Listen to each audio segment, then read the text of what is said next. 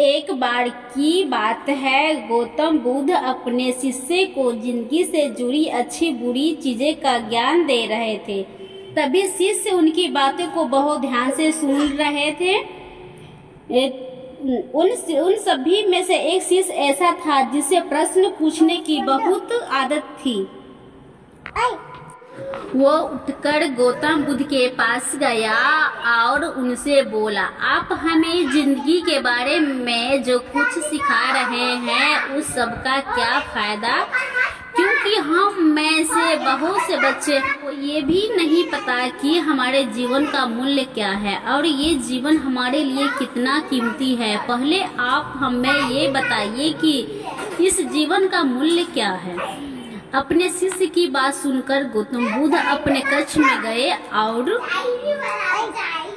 एक चमकता हुआ पत्थर का टुकड़ा लेकर आए। वो टुकड़ा उन्हें अपने शिष्य को दिया और बोले, मैं तुम्हें इस जीवन का मूल्य तब बताऊंगा जब तुम इस पत्थर का सही मूल्य पता लगाकर आओगी। साथ ही ये ध्यान से रखना कि तुम्हें ये पत्थर का टुकड़ा किसी को बेचना नहीं है। गौतम बुद्ध की बात मानकर वो शिष्य बाजार की तरफ चला गया। बाजार में से सबसे पहले उसकी नजर एक फल बेचने वाले पर पड़ी और उसने वो पत्थर उस फल वाले को दिखाया और बोला, इस पत्थर के बदले आप मुझे कितने फल दे सकते हैं? फल वाला बोला, ये पत्थर कुछ खास तो नहीं है, लेकिन फिर भी इसे बदलने में तुम्हें 10 केले दे सकता हूँ। वो शिष्य उस पत्थर को लेकर आए चला गया। फिर उसने एक सब्जी वाला मिला। शिष्य ने उस सब्जी वाले से उस पत्थर की कीमत पूछी। सब्जी वाले ने उस पत्थर को ध्यान से देखा और बोला, इस पत्थर की कीमत के बदले में तुम्हें ज्यादा से ज्यादा एक बोरी भर की सब्जियां दे सकता हूँ। इसके बाद वो शिष्य उस पत्थर को लेकर एक सोने के व्यापारी के पास गया। उस पत्थर की टुकड़े की चमक देखते ही उस सुनार ने उसकी कीमत 100 सोने के सिक्के लगाई। शिष्य ने वो टुकड़ा बेचने से मना किया तो वो सुनार उसके बदले 200 सोने के सिक्के देने को भी राजी हो गया। लेकिन शिष्य ने वो पत्थर नहीं बेचा। इसके बाद वो शिष्य एक हीरे के व्यापारी के पास गया और उसके सामने उसने वो पत्थर के टुकड़े को रखा दिया। उस पत्थर को देखते ही हीरे के व्यापारी ने एक साफ कपड़ा बिछाया, उस पत्थर को उसके ऊपर रखा। फिर उसकी परिक्रमा की और हाथ जोड़कर उस पत्थर को कपड़े में लपेटते हुए वो बोला, तुम जिसे मामूली पत्थर समझकर उसकी कीमत पूछ रहे हो, असल में ये एक बेशकीमती रूबी है। ऐसा रूबी हर किसी को नहीं मिलता और अगर अपना सब कुछ बेच भी दूंगा तो भी इसकी कीमत नहीं चुका सकता। उस व्यापारी के बात सुनकर वो शिष्य हैरान हो गया।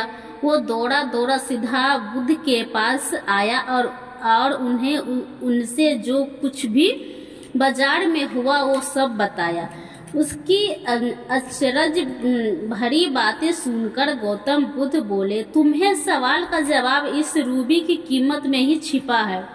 हमारा जीवन भी एक रूबी है, रूबी की तरह ये भी बेशकीमती है, लेकिन हम इस बात को हमेशा नजरअंदाज करते हैं और अपने जीवन का मूल्य नहीं समझते।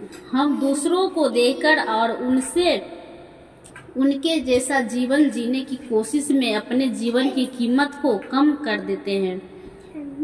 हम ये सोचते हैं कि हमारी जिंदगी की कीमत वही है जो दूसरे हमें बताते हैं, लेकिन ये बात हमेशा ध्यान रखना कि सामने वाला अपनी हैसियत, बुद्धि और अपनी समझ के हिसाब से तुम्हारी कीमत लगाता है। जिंदगी सिर्फ एक बार मिलती है, इसीलिए इसको बर्बाद ना करें। अपने जिंदगी को उतना ही कीमती समझे जितना कीमती आप अपने बैंक में रखे रुपए को समझते हैं।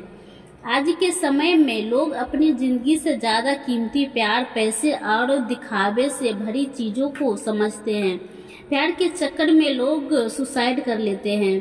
पैसे के चक्कर में ऐसा काम कर लग जाते हैं जिससे उनकी जिंदगी बर्बाद हो जाती है। नाम कमाने के चक्कर में उल्टे सीधे काम करने लग जाते हैं हमेशा याद रखें कि दिखावा करना जरूरी नहीं है।